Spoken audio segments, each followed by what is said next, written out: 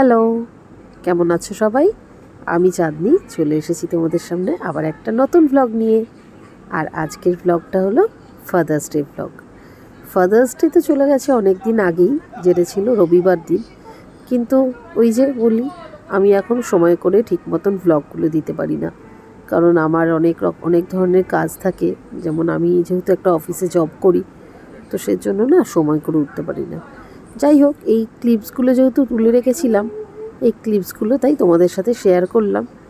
তোমাদের সাথে শুধু শেয়ার করাটাই আমার আসল কারণ নয়, আসল কারণ হচ্ছে এগুলোই আমার ইউটিউবে থেকে যাবে। পরবর্তীকালে আমিও খুব মজা পাবো। অ্যাকচুয়ালি ফাদার্স ডে পড়েছিল রবিবার যেহেতু অনেক বাইরের কোনো কাজ থাকে না, বাড়িতেই প্রচুর কাজ থাকে, তাই সকাল থেকে আর ব্লগটা করতে পারিনি, করেছি এই সন্ধ্যে থেকেই। সন্ধ্যেবেলায় ঠিক করলাম আমি যে ফাদার্স ডেটা তো আবার বাবার সাথেও পালন করতে হবে, অরিজিতের সাথেও পালন করতে হবে, তাই জন্য দুজনকে একসাথে নিয়ে বাড়িতে গিয়েই সেলিব্রেট করি। দুপুরবেলায় আজকে ভীষণ কাজের প্রেশার ছিল, ঘরের কাজ। যারা আমার পুরনো ভিউয়ার তারা সবাই জানো যে আমার বাড়িতে কিছু পোষ্য আছে, তো বুঝতেই পারছো পোষ্য থাকলে তাদেরকে তো দেখাশোনা করতেই হয়। তো ওইসব করতে করতেই কেটে গেছিলো, তাই সন্ধ্যাবেলা বাড়িতে সেলিব্রেট করেছি। কিন্তু দুপুরের লাঞ্চে একটা স্পেশাল মেনু ছিল, যেটা বাড়িতে হোম ডেলিভারি করে দিয়েছিলাম। বাবা খেয়েছিল, আর অরিজিতের জন্য আলাদা করে আনিয়ে নিয়েছিলাম। যেহেতু সকাল থেকে নতুনভাবে কিছু করতে পারিনি, বা অরিজিতের জন্য স্পেশাল কিছু করতে পারিনি, ছেলে যদিও খুব ছোট, তাই জন্য আমাকেই দায়িত্বটা নিতে হয়েছে। সেজন্য রাতের বেলা আমরা চলে গেছিলাম একটা রেস্টুরেন্টে আমাদের এখানে বেশ ভালো রেস্টুরেন্ট, যার নাম হলো ইন্ডিয়া রেস্টুরেন্টে আগে আমরা কখনো আসিনি, এটাই প্রথমবার। সো দেখো, যেহেতু সানডে ছিল আর ফাদার্স ডে ছিল, সেজন্য অনেকক্ষণ আমাদের ওয়েট করতে হয়েছে, প্রায় 45 মিনিটস ওয়েট করতে হয়েছে। এটা হচ্ছে নিচের ওই ওয়েটিং এরিয়াটা, লাউঞ্জটা, তো যেখানে আমরা সবাই ওয়েট করছিলাম। এছাড়াও অন্যান্য অনেকে ওয়েট করছিল, কিন্তু এই যে এই স্পেসটা খুব সুন্দর করে ওরা সাজিয়েছে। তো দেখো, এবার আমরা সিঁড়ি দিয়ে ওপরে উঠে যাচ্ছি।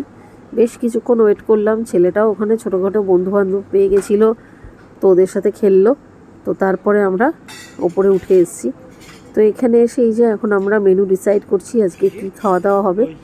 আর এইদিকে কুটিকে একটু ফোন দিয়ে বসিয়ে দিতে হয়েছে, কারণ ও খুব দুষ্টুমি করছিল, যেহেতু এসেই কিছু বন্ধুকে পেয়ে গেছিলো না, তো সেজন্য ওই আমেজটা ধরে রেখেছিল।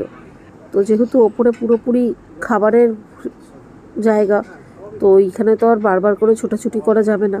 ওয়েটাররা চারিদিক থেকে আসছে, খাবার দিচ্ছে প্রতিটা টেবিলে, তো তাদের ডিস্টার্ব হবে, সেজন্য ওকে বাধ্য হয়ে কিছুটা ফোন দিয়ে দিতে হয়েছিল। ও একটু ফোনে ভিডিও দেখছিল, ততক্ষণ আমরা খাবার অর্ডার দিচ্ছিলাম।